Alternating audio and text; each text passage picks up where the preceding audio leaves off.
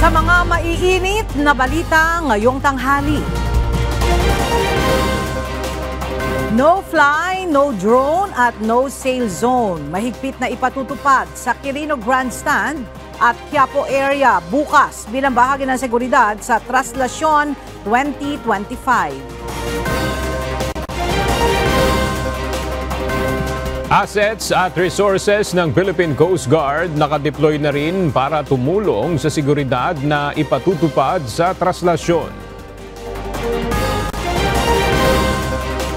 Commission on Elections nanawagan sa mga kandidato na huwag gamitin ang traslasyon upang mamulitika at mangampanya para sa eleksyon 2025. Bilang ng mga Pilipinong may trabaho noong November 2024 tumaas sa 49.54 million ayon sa Philippine Statistics Authority. Person of interest sa pagpaslang sa two-time SEA Games gold medalist na si Mervin Guarte, matagal na umanong kilala ng biktima ayon sa Calapan Police. At ilang lugar sa Albay at Sorsogon binaha dahil sa mga pagulan na dulot ng shear line. Magandang tanghali mga kasangbahay. Ngayon po ay araw ng Miyerkules, January 8, 2025. Tayo po ay sabayang napapakinggan sa Radyo La Verdad 1350, ang UNTV Radio. At una sa mga balita ngayong tanghali. Mahigpit na ipatutupad ng Manila Police District ang no-fly, drone at sail zone sa palibot ng Quirino Grandstand at Quiapo area bukas bilang seguridad sa isasagawang traslasyon.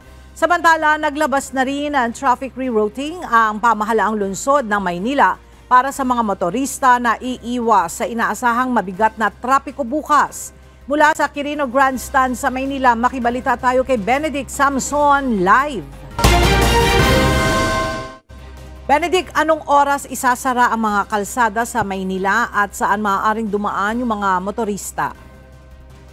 Magandang umaga, Ella. Nasa 15 kalsada nga sa Maynila ang isasara simula mamayang alas 9 ng gabi para nga dito sa traslasyon sa Quiapo bukas. Kaugnay pa rin ang ipatutupad na seguridad, magpapatupad ng no-fly zone, no sail zone ang Manila Police District sa bahagi ng Quirino Grandstand at Quiapo area mula January 8 hanggang January 10. Mahigpit ding ipinagbabawal ang pagpapalipad ng drone sa kasagsagan ng prosesyon sa mga nasabing lugar. Ang mga kalsada naman na isasara ay ang kahabaan ng Bonifacio Drive, Katigbak at South Drive, Independence Road, Rojas Boulevard, P. Burgos, Finance Road, Maria Orosa Street, Top Avenue, Romualdez Street, Ayala Avenue, Sipalangka Street, P. Casal Street, Legarda Street, Quezon Boulevard at westbound lane ng Espanya Boulevard. Kaugnay nito ay naglabas din ng rerouting ang pamahalaang lungsod sa mga motoristang dumibiyahe ng southbound ng Rizal Avenue na gagamit ng MacArthur Bridge, maaaring kumaliwa sa CM Recto Avenue, left turn patungong Legarda Street at patungo sa destinasyon. Sa mga nasa southbound ng A. Mendoza Street patungong Quezon Boulevard, maaaring kumanan sa Pugoso Street to Rizal Avenue patungo sa point of destination. Ang mga bibiyahe sa westbound lane ng Espanya Boulevard to Quezon Boulevard, mag-left turn sa N. Reyes Street patungong CM Recto Avenue patungo sa point of destination. Sa mga motorista namang nasa southbound ng Mel Lopez Boulevard na pupunta sa Rojas Boulevard, maaaring kumaliwa sa Kapulong Street at magdire-diretso ng Yuseco Street at Lacson Avenue. At ang mga sasakyang nasa southbound ng Jose Abad Santos Avenue na pupunta ng Intramuros, maaaring kumanan sa San Fernando Street, left turn sa Madrid Street, kumaliwa sa Muelle de la Industria to Binondo Intramuros Bridge to A. Soriano Avenue. Pwede ring dumaan sa 1 Luna Street, kumanan sa Muelle de la Industria patungo ng Binondo Intramuros Street para makarating sa destinasyon. Sa mga light vehicle naman na nasa northbound ng Rojas Boulevard going to P. Burgos Avenue, maaaring kumanan sa UN Avenue at magdire-diretso sa Guanzon to Mabini Bridge. Sa lahat ng sasakyan na nasa northbound ng Top Avenue patungo ng P. Burgos Avenue, maaaring kumanan sa UN Avenue at mag-straight ng P. Guanzon Street to Mabini Bridge. Ang mga truck at trailer na nasa northbound ng Osmeña Highway na patungo ng Mel Lopez Boulevard, maaaring kumanan sa President Quirino Avenue to Mabini Bridge para makarating sa destinasyon. Lahat naman ng sasakyang galing ng A. Mabini Street na balak gumamit ng TM Calao Avenue, maaaring kumanan sa UN Avenue at dumiretso ng P. Guanzon Street to Mabini Bridge.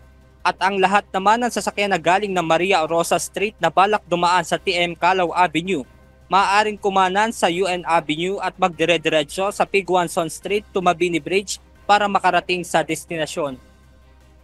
Ella, sa ngayon ay dagsa na nga yung mga deboto dito at upang matiyak yung seguridad ay nakakalat din yung mga tauhan ng Philippine National Police at mayroon ding medical team upang umasiste naman sa mga kababayan natin na mangangailangan ng atensyong medikal. At yan muna ang ating update mula rito sa Quirino Grandstand. Balik sa inyo dyan, Ella.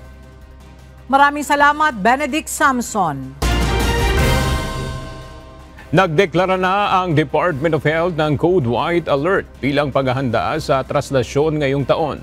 Bukod dito, mayroon ding tauhan mula sa Health Emergency Response Team ang itatalaga ng ahensya para rumisponde sa mga mangangailangan ng atensyong medikal sa nasabing taunang pagtitipon. Ang detalye sa report ni Jed Neresina. Nakahanda na upang tumugon sa mga medical emergency ang mga health worker bilang paghahanda sa taunang traslasyon.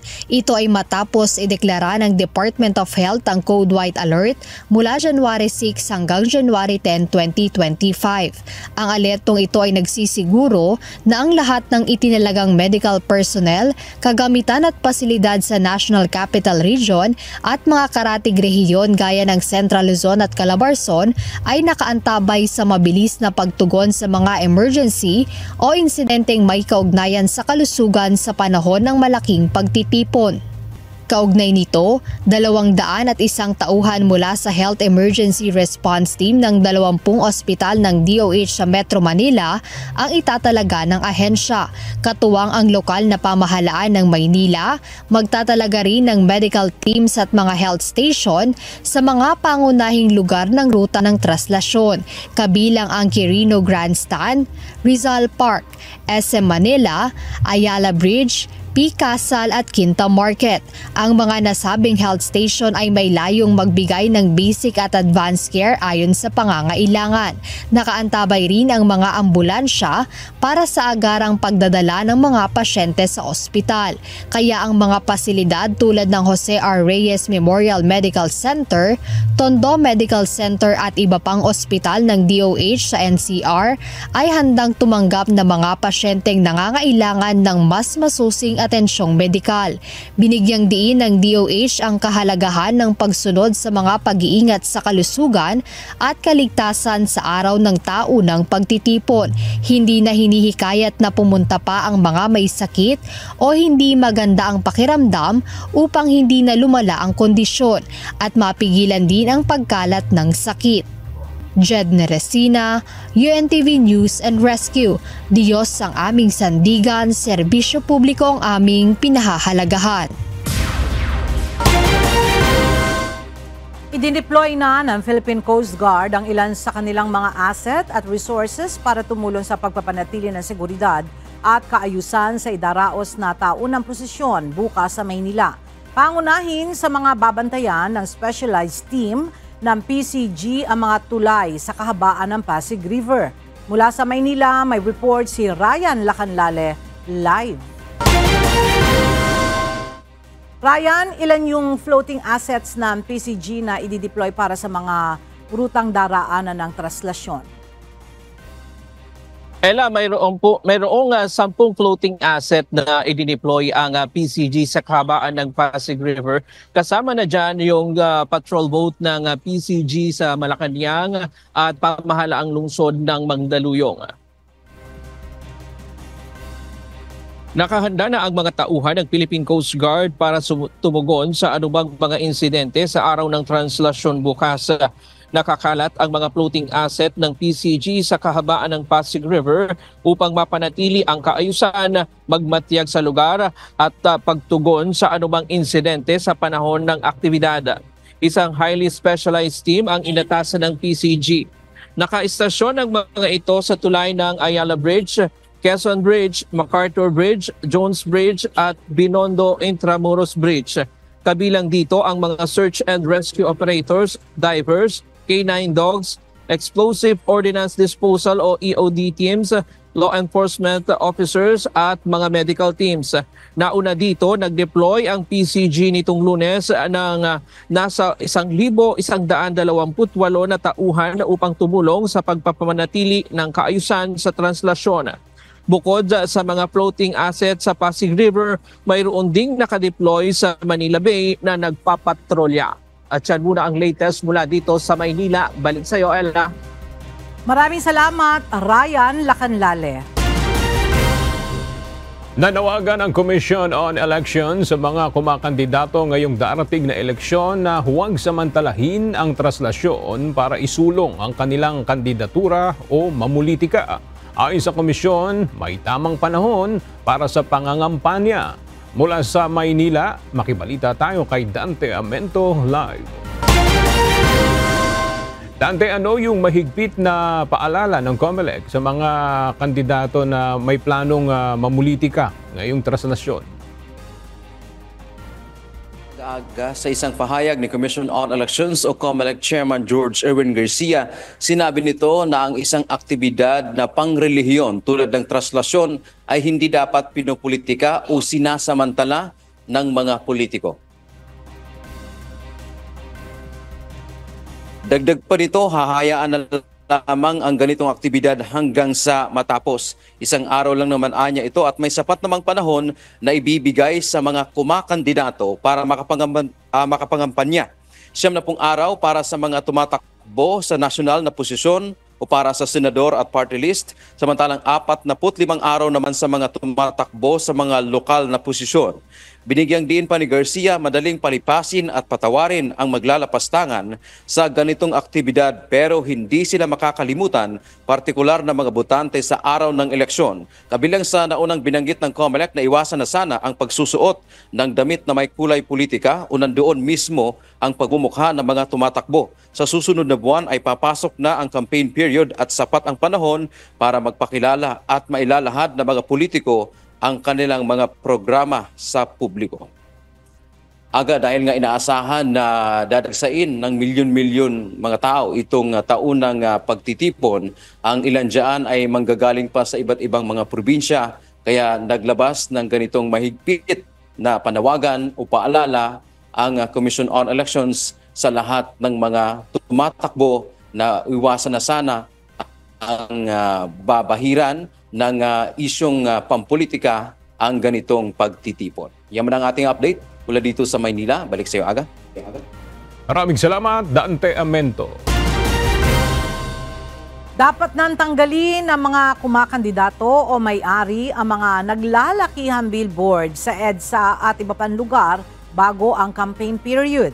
Ayon sa Commission on Election, kailangan ay wala na ang mga ito 2 araw bago ang pangangampanya ng mga national candidate. Nagbabalik si Dante Amento. Naglipa na ngayon ang mga naglalakihang billboard ng mga kumakandidato at party list sa EDSA, mga palengke at iba pang lugar na madaling makita ng publiko. Bagamat hindi pa panahon ng pangangampanya para sa national candidates tulad ng tumatakbo sa pagkasenador at party list, sa February 11 pa ang simula ng pangangampanya. Samantala sa mga lokal na posisyon naman ay sa March 28. Kaugnay nito, nagpapaalala ang Commission on Elections o COMELEC sa lahat ng mga kumakandidato o may-ari nito na bago pa ang campaign period ay tanggalin na ang mga ito. Partikular na kung nakakabit sa pampublikong lugar, ari-arian gaya ng overpass o tulay ng MMDA na hindi naman common poster area. Ang public market kasi public yon. And therefore, kinakailangan pagdating ng campaign period, tanggalin nila yun, palitan nila ng 2x3. Kung kahit na siya ay palitan pa nga, dapat tanggalin pa rin. Kasi hindi siya common poster areas. Ayon kay George Erwin Garcia, kapag hindi sila susunod ay maaaring maging dahilan ito para sila madiskwalipika. Sa ilalim ng Section 264 ng Omnibus Election Code, may tuturing itong election offense at kasama sa parusa ay tuluyang pagkadiskwalipika sa pagtakbo sa anumang posisyon sa gobyerno. 2 araw bago po dumating ang campaign period para sa kanila, kinakailangan tanggalin nila yung lahat ng mga naglalaki ngayon because that will be a ground to disqualify them kung hindi. Kapag sa private property naman, inilagay ay hindi ito kasama sa mga dapat baklasin dahil sa desisyon ng Korte Suprema. Pero may babala din ang COMELEC. Susundin namin, tatalima kami sa desisyon ng Korte Suprema na hindi dapat ginagalaw ang kahit na anong paraphernalia sa private property. Kaya lang wag naman pong aabusuhin. Sana yung pong mga may-ari ng mga private properties, sana po titimbang-timbangin din natin. Kasi maaaring tama po, igagalang ang inyong karapatan, freedom of expression. Pero pag may nag-file ng kaso at dinamay po kayo, hindi na po namin sagot yun. Napakahirap din na may kaso. Pagpasok ng campaign period ay may control na ang COMELEC sa mga kandidato. Dante Amento, UNTV, News and Rescue. Diyos ang aming sandigan, serbisyo publiko ang aming pinahahalagahan. Idinipensa ng Social Security System o SSS ang nakaschedule na pagtataas sa kontribusyon ngayong taon. May panukala naman ang President at CEO ng SSS na si Robert Joseph Declaro sa mga mambabatas na tumututol sa contribution rate hike. Narito ang report ni Nel Maribuhok. Pag i-delay ho natin itong increase na to, hindi lang ho magsasuffer ang mga membro, wala silang opportunity, but also yung capacity ho ng SSS na tumulong in times of need. Ang contribution hike sa Social Security System o SSS ay pagsunod lamang sa itinatakda ng Social Security Act of 2018 kung saan nakasaad na sa tuwing ikalawang taon ay kinakailangan silang magtaas ng contribution rate. Ito ang depensa ni SSS President at CEO Robert Joseph Declaro sa gitna ng panawagan ng ilang mambabatas at iba pang grupo na ipagpaliban muna o suspindihin ang implementasyon ng contribution hike. 1% ang itinaas sa SSS contribution rate o umabot na sa 15% ngayong taon mula 14% ng nagdaang taon.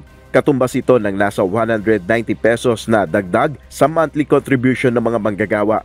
Ayon kay SSS President Declaro, katumbas naman ito ay ang mas magandang benepisyo para sa mga miyembro ng SSS. Magre-resulta rin ito ng pagdoble ng fund life ng state-run social insurance program. I'm happy to report that as of the moment, we have already doubled the fund life. It's now 28 years up to 2053. But then, actuarial ho kasi ito eh.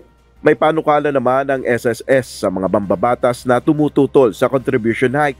Baka ho ang ating mga kapatid na mga mambabatas na nag-o-oppose, na nag-request na i-delay ito, hindi ba po pwedeng i-subsidize nila para sa kanilang mga membro itong dagdag na 190 pesos na dagdag in contribution? Tiniyak rin ni Declaro na sa ngayon ito na ang huli nilang gagawing pagtataas sa contribution rate.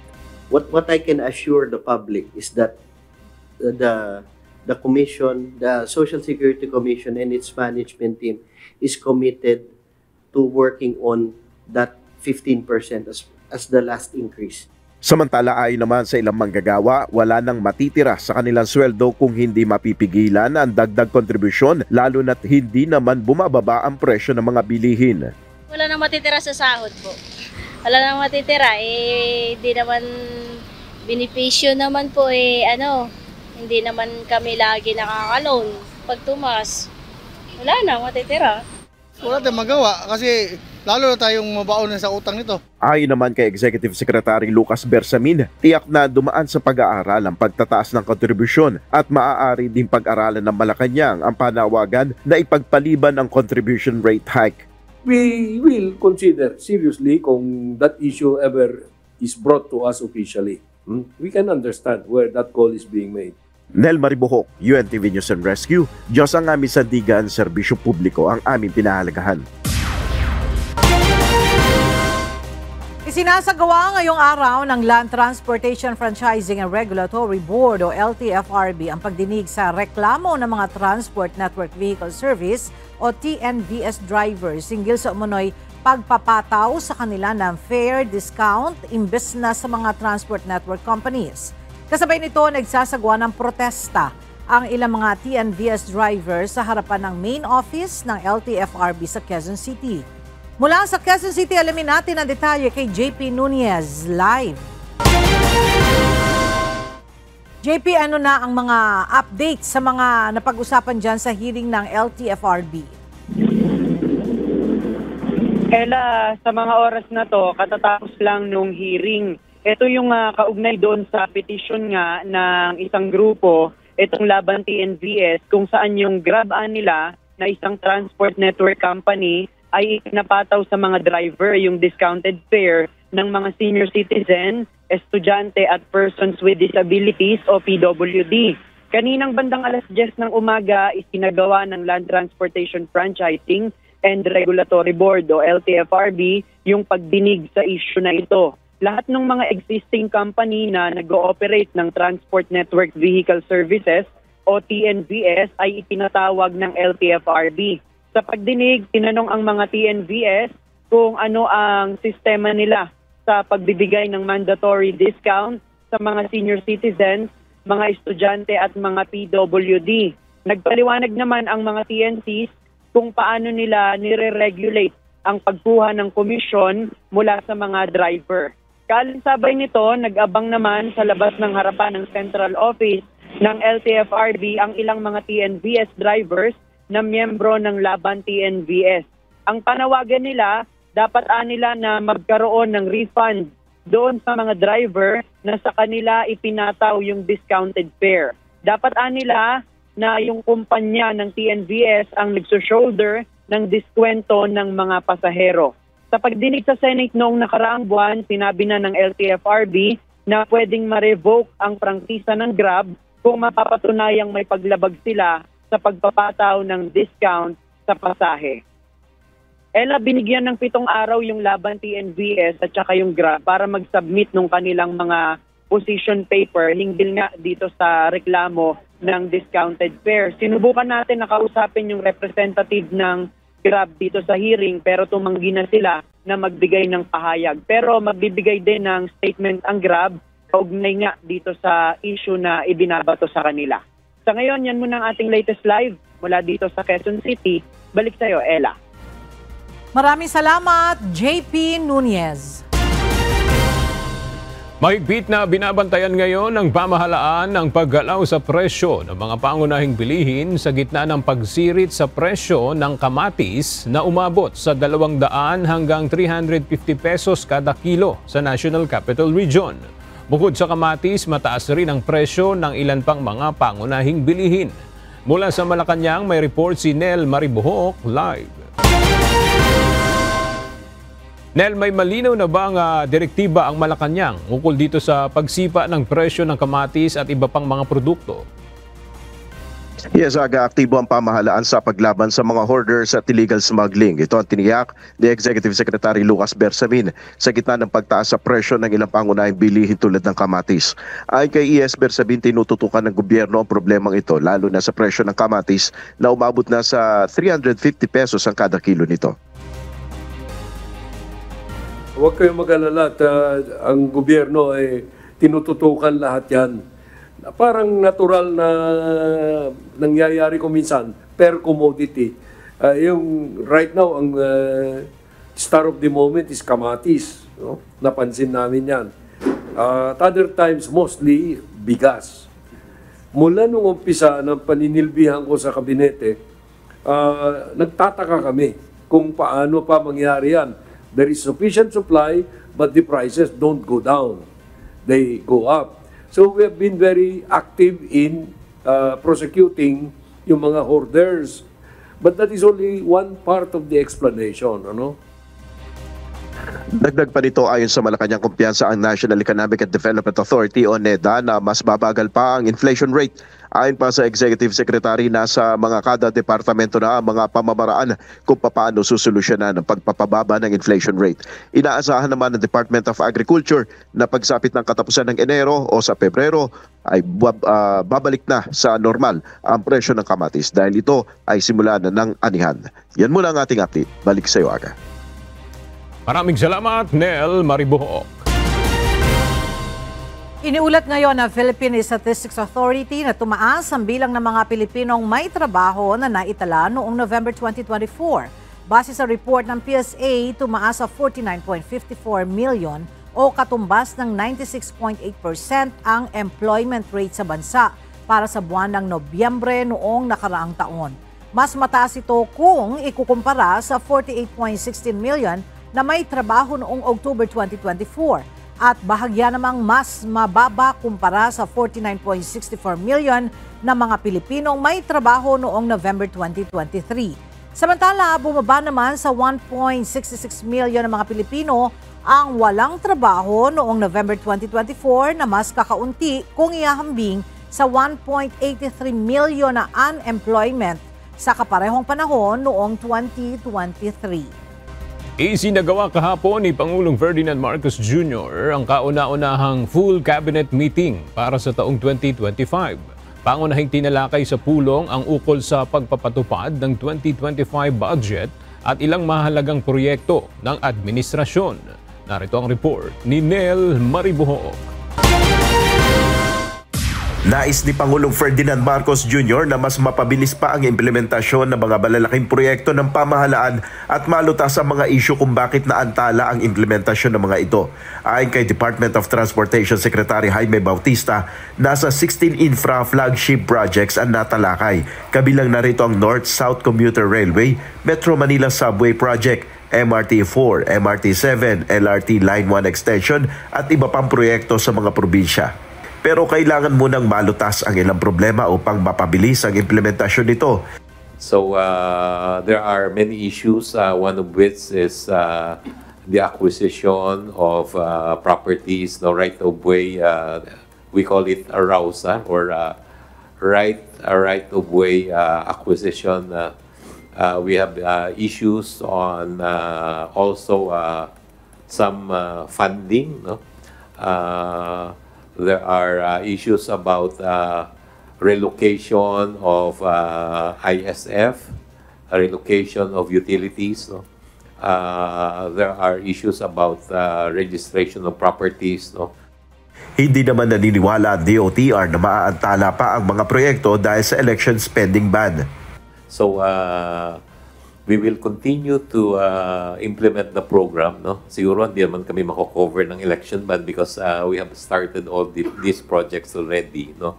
Ayon naman sa Presidential Communications Office o PCO, nais ng Pangulo na muling masuri ang mga programa ng administrasyon na nakapaloob sa National Expenditure Program na tinanggalan ng pondo ng Kongreso. Nais ni PBBM na malaman ang mga prioridad ng mga ahensya na nakaayon sa socio-economic program.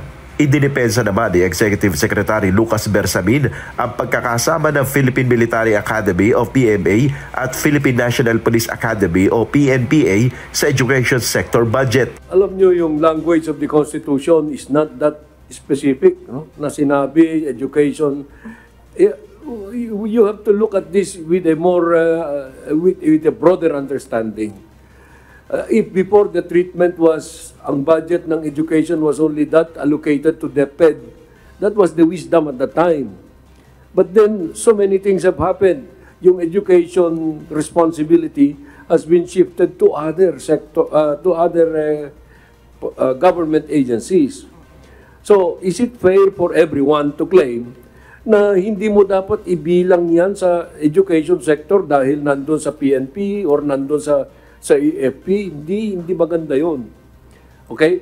Kaugnay ito ng puna ng ilang grupo na mas malaki pa rin umano ang budget na nakalaan sa DPWH kaysa sa education sector kung hindi na isasama sa komputasyon ang PMA at PNPA.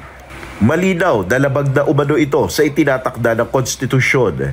Nel Maribuhok, UNTV News and Rescue, Diyos ang aming sandigan, serbisyo publiko ang aming pinahalagahan. Walang impormasyon si Albay 2nd District Representative Joey Salceda, chairperson ng House Committee on Ways and Means, sa Munoy 777 scheme sa pamamahagi ng ayuda. Batay kay Baguio City Mayor Benjamin Bagalong, may impormasyon siya kaugnay ng umano'y milyon-milyong pisong halaga ng pondo para sa ayuda program ng mga kongresistang sumasama sa paglilibot ni House Speaker Martin Romualdez. Ang detalye sa ulat ni Rosalie Coz. Nakasama si Albay 2nd District Representative Joey Salceda, chairperson ng House Committee on Ways and Means, sa pagbisita ni House Speaker Martin Romualdez sa Legazpi City noong November 2024 upang mamahagi ng tulong sa mga naapektuhan ng Bagyong Christine at Super Typhoon Pepito. Subalit iginiit ng mambabatas na wala itong nalalaman tungkol sa umunoy 777 scheme na inihayag ni Baguio City Mayor Benjamin Magalong. Ang alkalde ang nagbunyag tungkol sa umunoy katiwalian sa pamahagi ng ayuda. Well, alam mo, katotohanan lang naman sinasabi natin. Ano? There's an allegation about the 777 na based dun sa aming pagtatanong din at based dun sa aming mga very reliable na sources, talagang totoo naman. Na meron talagang every time na sumama ka sa sortie ni Speaker, every congressman gets 777, 7 million na AIX or AKAP, 7 million na MAIP, and 7 million na TUPAD. So that's about 21 million. Kung nakaapat ka ba naman na sortie, 21 times 4. Ayon kay Congressman Salceda, pinangunahan ni Speaker Romualdez ang relief operation at cash assistance distribution sa Legazpi City noon. May sarili ako, doon ako. Pero yung pinamudbud doon, yung galing kay Speaker ako. Pero hindi sa akin. Ano po yung galing kay Speaker? Siyempre, yung bigas, tapos yung yung basically, yung niya.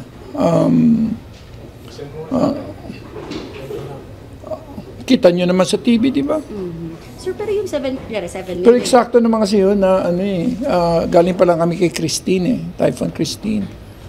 So, talagang kailangan po tulungan yung mga tao. So, timing naman na nandun si Speaker. Nakakakuha raw po yung per congressman ng hindi ko alam. Sa totoo lang yung 777, hindi ko alam yun.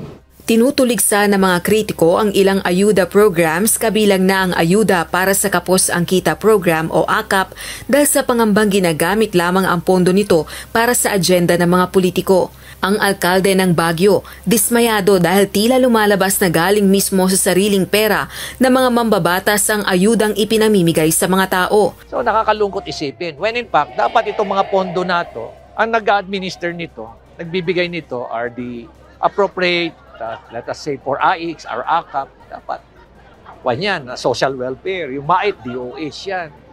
Tapos yung TUPAD, DOLE. Tapos dapat coordinated to sa local government because if there's anyone who really understands what is happening on the ground, these are the local government unit.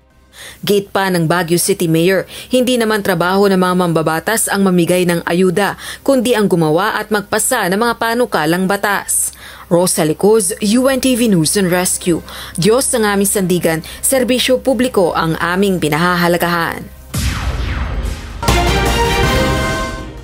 Nagpulong ngayong araw ang mga naghain ng impeachment complaint laban kay Vice President Sara Duterte. Kasalukuyan pang nasa tanggapan ni House Secretary General Reginald Velasco ang mga reklamong nais mapatalsik ang pangalawang Pangulo dahil sa issue ng paggastos ng confidential funds. Mula sa House of Representatives, makibalita tayo kay Rosa Licoz live. Rosalie, ano yung resulta ng pagpupulong tungkol sa impeachment? Aga pinulong ng Makabayan Bloc lawmakers, kabilang na o partikular na si House Deputy Minority Leader at Teachers Party Representative Franz Castro ang mga naghain ng impeachment complaints laban kay Vice President Sara Duterte. Noong Lunes nang magpadala ng invitation ang Makabayan Bloc sa mga nag-endorso at naghain ng reklamong ibig mapatalsik sa pwesto ang pangalawang Pangulo. Alas 10:48 ng umaga ito isinagawa dito sa House of Representatives. Sa kasalukuyan, 3 reklamo na yung naihain laban sa Vice-Presidente na nag-ugat sa paggastos nito ng confidential funds. Subalit bate kay House Secretary General Reginald Velasco, may nagbabalak pang maghain ng ika-4 na impeachment complaint at magmumula ito sa majority members ng Kamara. Ayon naman kay Representative Castro, kailangang mapag-usapan ng mga naghain at nag-endorso ng impeachment complaint ang mga susunod nilang hakbang para kalampagin at mahikayat ang House leadership na aksyonan na ang impeachment complaint. Kabilang naman sa mga hakbang na kanilang isasagawa sa susunod na linggo ay yung pagkalap ng pirma mula sa iba't ibang sektor para makakuha ng suporta kaugnay nito. Balik sa iyo, Aga. Maraming salamat, Rosa Licoz. Tinawag na malisyoso ng Malacanang ang nagsasabing magbibigay daan ang pagbabago sa mga miyembro ng National Security Council o NSC sa pagdedeklara ng martial law. Ayon kay Executive Secretary Lucas Bersamin, malayo ito sa iniisip ni Pangulong Ferdinand Marcos Jr. Kamakailan, naglabas ng executive order si PBBM ukol sa bagong komposisyon ng NSC kung saan tinanggal na ang mga dating Pangulo at Vice Presidente bilang miyembro ng advisory body. Alam mo kung iniisip mo yan lagi, that's malicious, ano? Because the Constitution is very clear when may a president declare martial law. I don't think it is in the mind of the president right now. What he has in mind is the economic prosperity of the country, the health and welfare of the people, especially those of the lower classes, and the prioritization of his legacy projects, no? Inihain sa Kamara ang isang panibagong panukala upang bigyan ng prangkisa ang ABS-CBN Corporation. Ilang buwan ito bago tuluyang magtapos ang sesyon ng 19th Congress. Ang detalye sa ulat ni Rosa Licol. Inihain ni Albay 2nd District Representative Joey Salceda, chairperson ng House Committee on Ways and Means, ang House Bill No. 11252. Isang panukalang batas ito na naglalayong bigyan ng ABS-CBN Corporation ng 25 taong prangkisa upang makapagtayo, makapag-install, makapag-operate at makapagmantene ng television at radio broadcasting stations ng kumpanya. Inihain ang legislative measure ilang buwan bago matapos ang 19th Congress. Sa June 14, 2025 na nakatakda ang sine-DA adjournment ng Kongreso. Kailangan natin yung free market of ideas and of course reporting on events, lalong-lalo na sa pananaw sa patungkol sa kung ano ang nangyayari sa ating bayan. Tiwala naman ang kongresistang maipapasa pa rin ito. 4 na kaparehong panukala na ang naihain noong taong 2022 at kasalukuyang nakabinbin sa House Committee on Legislative Franchises. Bira naman ako mag-file na hindi naging batas. Taong 2020 nang magsara ang broadcasting station, kasunod ito ng pagboto sa 18th Congress para sa non-renewal ng congressional franchise nito. Rosa Licoz, UNTV News and Rescue. Diyos ang aming sandigan, serbisyo publiko ang aming pinahahalagahan. Kinumpirma ng Department of Information and Communications o DICT na marami silang nahaharang na pagtatangkang i-hack ang mga government website, kabilang na ang nasa executive branch. Muli naman nagbabala ang DICT sa paglaganap ng mga bagong pamamaraan ng pang-i-scam. Narito ang report ni Nel Maribohok. Libo-libong cyber attacks ang nahaharang ng Department of Information and Communications Technology o DICT. Ayon kay DICT Secretary Ivan Jan Uy, may mga nagtatangkang i-hack ang mga government website, kabilang na rito ang ehekutibo at legislative branch of government. Sa kabila nito, tiniyak ng kalihim na walang nakompromiso na anumang mahalagang datos mula sa gobyerno. But I'd like to reiterate that so far, what we have seen is that no current information has been compromised. What we've seen so far are old data from many years ago that are being regurgitated. Nagbabala naman ang DICT sa paglaganap ng mga bagong pamamaraan ng pang-i-scam gamit ang text hijacking device, kung saan isang mensahe mula sa scammer ang sisingit sa isang lehitimong text messages. What you're referring to is, you have a series of communications coming from legitimate text, and then suddenly there's a text that comes in that conversation, but actually it's not a legitimate text. It's coming from the hacker or the scammer that's able to infiltrate that conversation. So bagong-bago yung equipment na yan at medyo pinag-aaralan pa ng mga experts how it's able to penetrate those conversations. Ayon sa kalihim, patuloy ang kanilang pakikipagtulungan sa mga telecommunication company upang labanan ang ganitong uri ng pang-i-scam. Laganap na rin anya ang mga hacker na nasa mga sasakyan lamang ay nangunguha ng mga mahalagang impormasyon tulad ng iyong cellphone number. Ang nangyayari niyan, kumbaga parang man in the middle. So when you open your cellphone, akala ng cellphone mo, kumukonect ka sa cell site ng telco. Yung palang kumukonect ka sa cell site ng hacker. Yung hacker may dalang equipment na nagpapanggap na cell site at doon pumapasok yung number mo. Ayon kay Secretary Uy, may mga nakumpiska na silang ganitong mga devices at patuloy niya ang kanilang procurement ng mga makabagong kagamitan upang labanan ng mga pag-usbong ng mga ganitong klaseng illegal na gawain. Nel Baribuho, UNTV News and Rescue, Diyos ang aming sandigan, serbisyo publiko ang aming pinahalagahan. Patuloy pang hinahanap ng mga tauhan ng Calapan Police ang person of interest sa pagpatay sa two-time SEA Games gold medalist na si Mervin Guarte. Ayon kay Calapan City Police Office Chief of Police, Police Lieutenant Colonel Roden Fulache, matagal nang kilala ng biktima ang hinahanap nilang persons of interest. Ang detalye hatid ni Lea Ilagan live. Lea, kaanak ba ng biktima itong sinasabi ng mga pulis na person of interest sa krimen? Magandang tanghali sa iyo, Aga. Hindi ito kaanak at ang sinabi lang ng pulis ay matagal na itong kakilala at matagal na rin daw itong kaalitan nitong si two-time SEA Games gold medalist Mervin Guarte, ang sinasabing persons of interest. Ito ang nilinaw ngayon ni Calapan City Police Office Chief of Police, Police Lieutenant Colonel Roden Fulache, base sa nakalap nila mga impormasyon. Sinabi din ni Lieutenant Colonel Fulache na hindi ito kasama sa inuman gaya ng nabanggit niya kahapon sa mga interview. Wala din aniya silang natatanggap na surrender filler mula sa persons of interest. Sa ngayon, nagpapatuloy aniya ang hot pursuit operation ng pulisya laban sa pinaghahanap na POI. Kahapon na madaling araw, sinaksak ng suspect sa dibdib si Guarte habang natutulog sa bahay ni Barangay Camilmil Kagawad, Dante Abel, matapos ang magdamagang inuman. Aga? Maraming salamat, Lea Ilagan.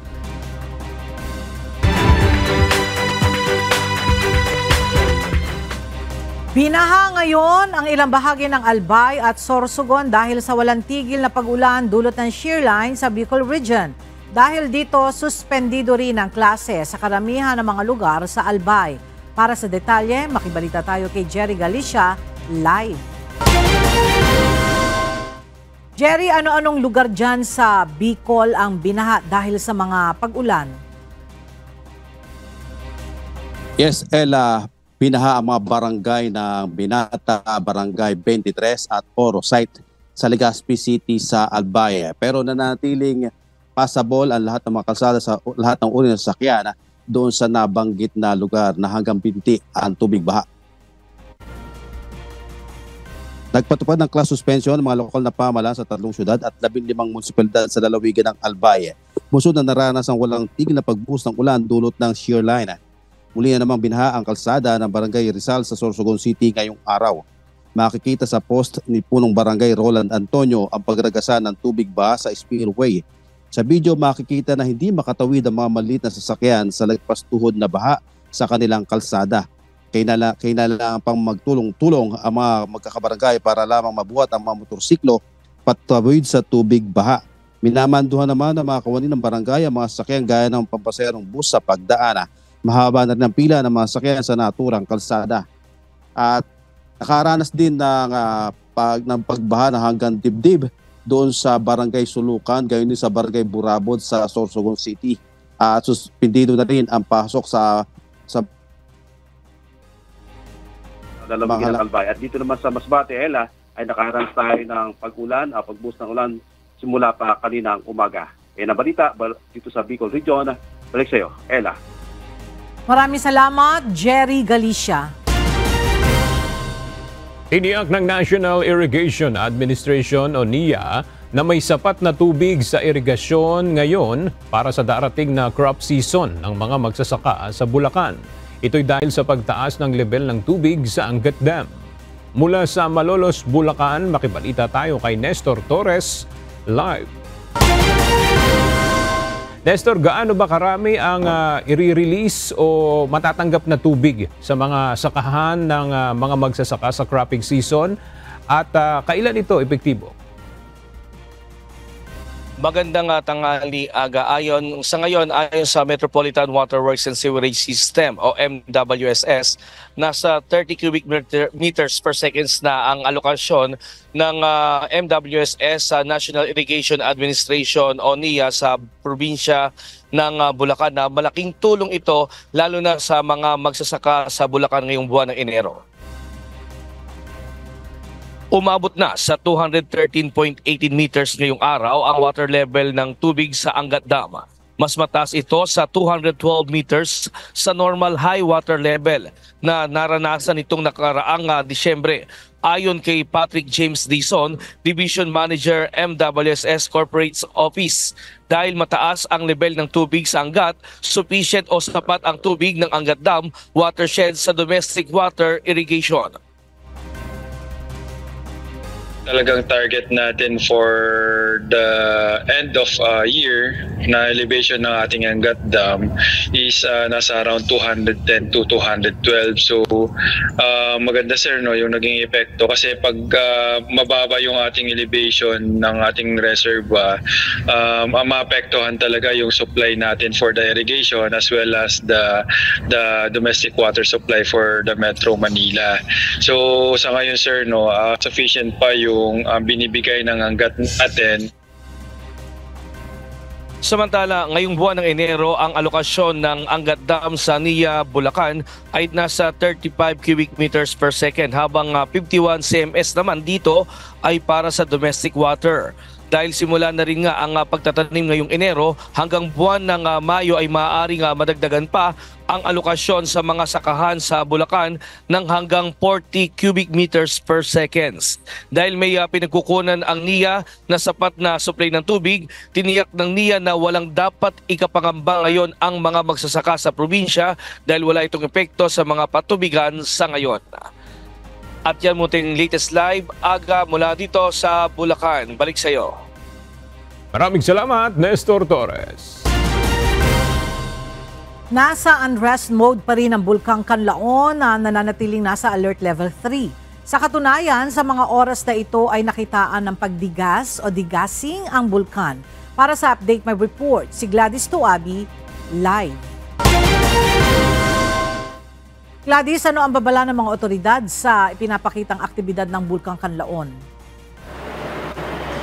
Ella, sa ngayon ay wala pa namang abiso mula sa OCD at sa DOST PHIVOLCS na kailangan nang iakyat sa mas mataas na alert status o alert level 4 ang Bulkang Kanlaon. Sa halip ay pinag-iingat ito ang publiko sa posibleng pagpatak ng mga abo na ibinubuga ng Bulkang Kanlaon, partikular sa bahagi ng La Castellana, La Carlota City at sa Baguio City. Ayon kay Director Raul Ramirez ng OCD Western Visayas, nasa unrest mode pa rin ang bulkan at ang ipinapakitang aktibidad nito kasama ang ground deformation, volcanic earthquakes ay malinaw na indikasyon na may umaakyat na magma. Nananatili ang panganib ng pagkakaroon ng magmatic eruption. Sa ngayon ay hindi pa rin ipinapayo ng OCD ang pagpapauwi sa mga evacuees sa paligid ng Bulkang Kanlaon. Bagaman naiintindihan nila ang abalang dulot nito sa mga apektadong residente, ngunit mas malalagay naman sa peligro ang kanilang mga buhay kung pauuwiin na sila. Lalo't anumang oras ay posibleng sumabog ang bulkan ng mas malakas.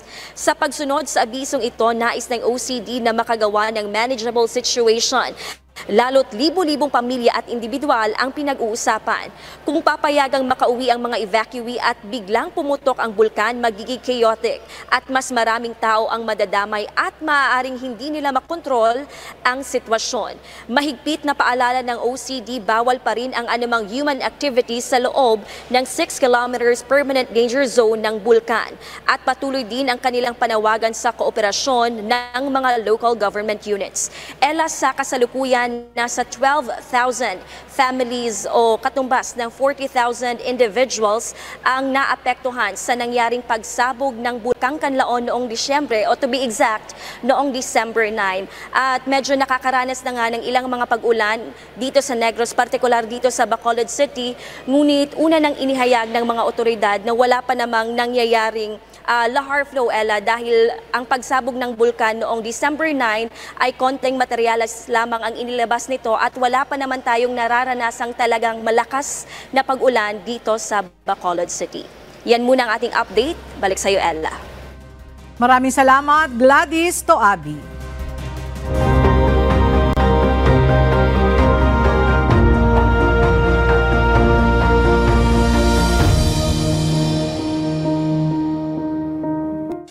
Hindi tumitigil sa paggulong ang Mobile Dental and Optical Clinic ng UNTV News and Rescue at Members Church of God International o MCGI. Kasama ang Radio Mobile Booth, nagtungo ang mobile clinic sa Las Piñas City upang paglingkuran ang nasa mahigit 300 nating mga kababayan ng libre. Narito ang report ni Mia Alonzo.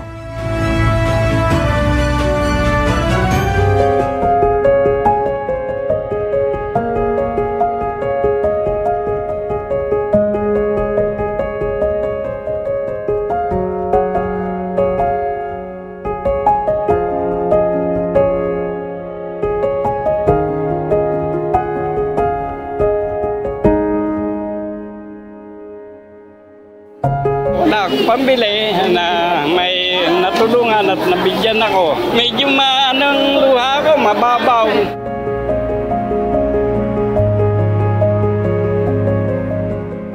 Naluluhang nagpasalamat sa natanggap niyang libreng gamot ang 67-year-old na si Mang Francisco Bautista, residente ng Paploma sa Las Piñas City. Maaga pa nga lamang ay pumila na ito sa Balagtas Covered Court sa pag-asang maipa-check up ang kanyang karamdaman. Ayun sa prostate, yun ang iniinda ng katawan. Yun ang iniinda ko. Sabi nila, sakit na raw ito ng matanda. Dating construction worker si Mang Francisco, subalit dahil sa sakit ay tumigil na ito sa pagtatrabaho at umaasa na lamang sa maipagkakaloob ng kanyang mga anak. Kwento pa niya, may kanya-kanya ng pamilya ang mga ito at tanging kanyang asawa na mayroon ding dinaramdam sa katawan ang kasama niya sa bahay. Cancer, may cancer na siya. Ayun, pero naka-recover pero mahina pa rin. Kaya naman laking tuwa niya nang mabalitaan na may libreng check-up para sa katulad niyang may edad na. Natutuwa nga ako, nagpapasalamat at mayroong gamot na libre. Isa din sa napagkalooban ng libreng serbisyo si Emeline Bilalo. Aniya, sabay-sabay pa silang mag-iina na nagkaroon ng karamdaman, kabilang ang mag-aapat na buwan niyang sanggol. Kwento ni Emeline, may nakaschedule na sanang check-up sa pedya ang kanyang baby pero nang mabalitaan niya ang libreng check-up ay dali-dali silang pumunta para makatipid. Siyempre po malaking tulong kasi ang mahal-mahal ng gamot ngayon tsaka ang mahal-mahal magpa-pedya kasi pedya nga lang din ito magkano na tapos pag hindi pa gumaling ibabalik ulit. Kaya para sa akin malaking tulong. Ang Mobile Dental at Optical Clinic ay tuloy-tuloy na nag-iikot sa iba't ibang mga lugar upang maghatid ng libreng serbisyo sa lahat basta't nangangailangan. Ito ay sa pakikipagtulungan ng UNTV News and Rescue at Members Church of God International. Alas 7 ng umaga nagsimula ang registration at sa naging tala, 120 ang napagsilbihan ng medical consultations. 145 sa optical na may kasamang libreng salamin, habang 21 naman sa dental at 25 sa pedya o sa mga bata. Sa kabuuan, 311 ang naserbisyuhan sa mga kababayan natin sa Balagtas Covered Court sa Las Piñas City. Ang inisyatibo ng pagtulong sa kapwa ay ilang dekada nang isinasagawa ng MCGI, katuwang ang UNTV. Ayon sa mga volunteer, walang nagbabago sa kanilang excitement tuwing magsasagawa ng ganitong public service, kahit patuloy-tuloy ang pagdating ng mga pasyente. Hindi po ako napapagod at napaka-excited po ako kung may mga ganitong pagkakataon na makagawa po tayo ng mabuting at loobin ng Panginoon kahit ilang dekada po yan hanggat may buhay po. Nagpasalamat naman ang kapitan ng Barangay Pamplona 1 sa naging serbisyo publiko sa kanilang barangay. Ay, malaking tulong po sa amin to, lalo na pag may mga ganitong okasyon, mga mission. Kay Kuya Daniel, maraming salamat po sa mga suporta binibigay sa aming barangay. Ang paggawa ng mabuti ay hindi magbubunga ng masama. Ito ang advokasya ng MCGI at UNTV na ayon sa kanila ay nagpapatuloy ilang dekada na ngayon at magpapatuloy pa hanggang sa susunod na mga panahon sa awa at tulong ng Panginoon.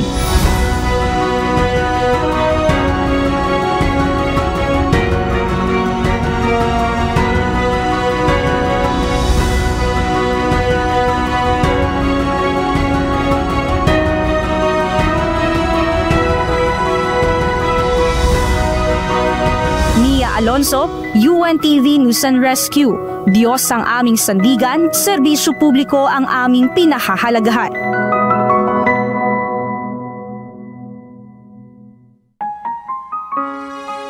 At sa ating pong iiwang mga salita ng Diyos na ating sandigan mula sa aklat ng Jeremias, Kapitulo 17, versikulo 7, na nagsasabi, "Mapalad ang tao na tumitiwala sa Panginoon, at ang pag-asa ay ang Panginoon."